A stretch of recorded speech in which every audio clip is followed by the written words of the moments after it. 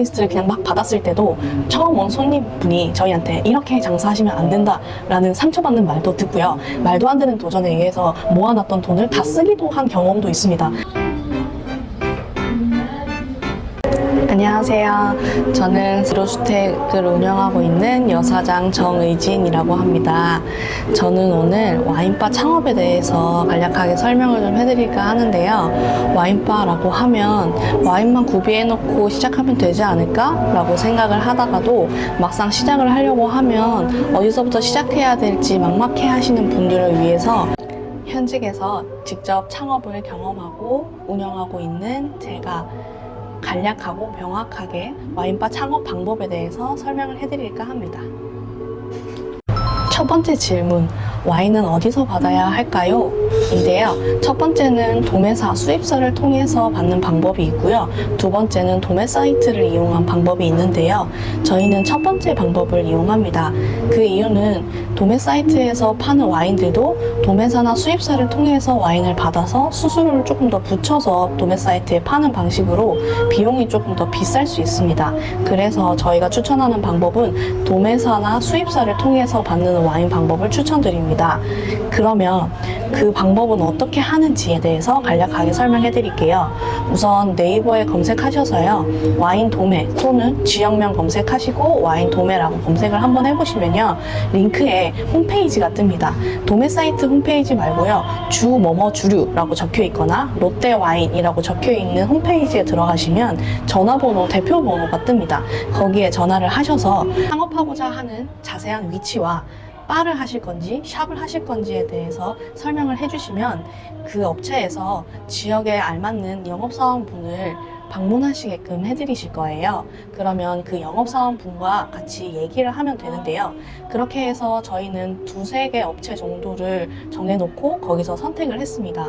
저희의 선택 기준은 그 두세 가지 업체 중에서 가장 할인을 많이 해주신다든지 아니면 와인 잔이나 디캔더 이런 부분에 대해서 서비스를 많이 넣어주신 분이라든지 그리고 가장 중요한 꾸준히 연락이 와서 할인가가 많은 품목이나 새로 들어온 품목 이런 거를 좀 추천을 많이 해주시는 업체에서 선택을 하게 되었습니다.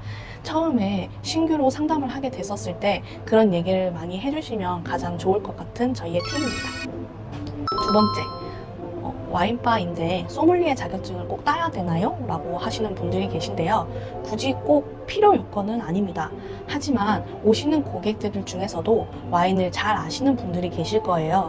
그러면 그 잘 아시는 분들을 위해서 와인을 다 공부할 필요가 있을까요? 와인은 수만 가지의 종류가 있습니다. 그러면 그것들을 다 공부할 필요는 없겠죠. 우선 선정하실 때는 와인 리스트를 업체와 함께 협업을 통해서 리스트를 설정을 하실 거예요. 그때는 그 와인 리스트만큼은 사장인 제가 가장 잘 알고 있어야 합니다. 그래서 그 와인에 대한 품종의 특징, 그리고 그 브랜드의 특징, 그 와인의 맛, 우리 가게 메뉴에서 페어링을 했었을 때 어떤 조화로움 이런 거에 대해서 사장인 제가 가장 많이 알고 있어야지 고객들도 이제 소통을 할 수 있습니다. 다음 세 번째, 와인 리스트는 어떻게 정해야 하나요? 앞전에 제가 잠깐 간략하게 설명해드렸듯이 와인 리스트는 혼자서 결정하는 것보다는 업체과 함께 같이 리스트를 정하는 게 좋은데요. 굳이 꼭 업체의 말을 다 들을 필요는 없습니다. 그분들은 와인 리스트에 관해서 상권 분석을 하지 않고 설명을 해주시거든요. 그래서 이 부분에 대해서 똑똑하게 리스트를 설정하는 방법에 대해서 설명해 드릴게요. 우선 유동인구를 잘 파악하셔서 와인 리스트를 넣는 게 좋은데요. 저희의 경험의 팁을 좀 드리자면 20대는 포트 와인과 스파클링을 많이 드시고요. 30대는 드라이한 화이트나 드라이한데 바디감이 높지 않은 레드 와인을 많이 드시고 40대 이상 분들은 바디감이나 탄닌감이 좀 높은 드라이한 레드 와인을 많이 드십니다. 네, 저희의 경험을 통한 이 꿀팁으로 같이 상권을 분석을 하셔서 와인 리스트를 결정하는 게 가장 좋습니다. 그리고 또 하나 드리자면 주변에 와인바나 레스토랑이 있다고 하면 거기에 와인 리스트를 한번 쭉 보시는 것도 추천드려요. 거기에 레드 와인인데 드라이한 와인이 많이 있다든지 스파클링이 좀 많이 있다고 하면 그 주변의 상권들의 선호도가 좀 보이거든요.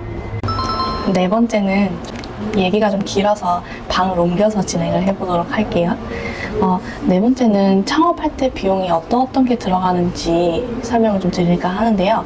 첫 번째로는 크게 보증금, 월세 또는 권리금 이렇게 나눌 수 있는데 이 부분은 창업 비용에서 가장 크게 들어가는 비용이라고 생각하시면 됩니다. 그래서 지역 위치나 상권에 따라서 비용이 천차만별이기는 한데요. 어느 정도의 돈이 알맞다, 아니다를 설명하기는 좀 애매하기는 합니다만 저희의 경험으로 팁을 좀 드리자면은 어떠한 번화가 상권에 비싼 권리금이 있는 위치가 나왔다라고 한다면 그곳이 꼭 장사가 잘 된다라고 생각해서 들어갈 필요는 굳이 없다라고 설명을 좀 드리고 싶어요.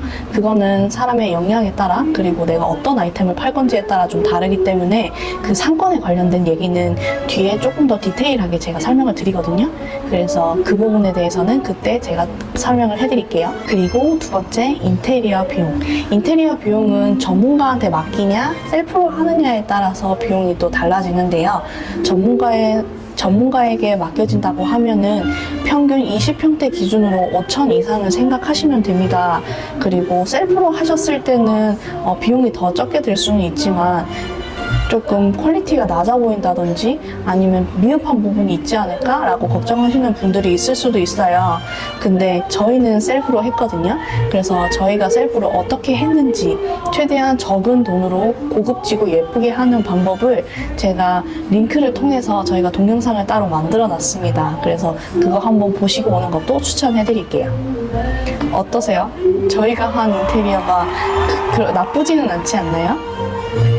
저희는 최대한 돈을 아끼자 주의였기 때문에 저희는 만족하는 입장입니다. 세 번째는 기타 비용인데요. 기타 비용에는 에어컨은 20평대 기준으로 한 500 정도 들어갔고 주방기구도 집기류 그리고 가스 설치 이런 거 포함해서 500 정도 들어갔습니다.